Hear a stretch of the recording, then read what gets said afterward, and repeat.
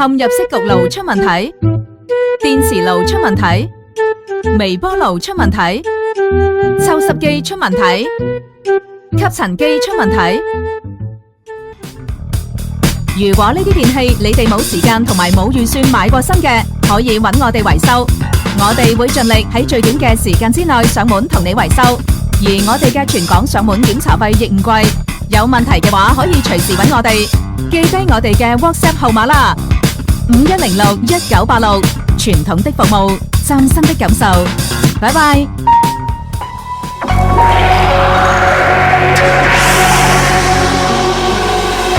一站式服務，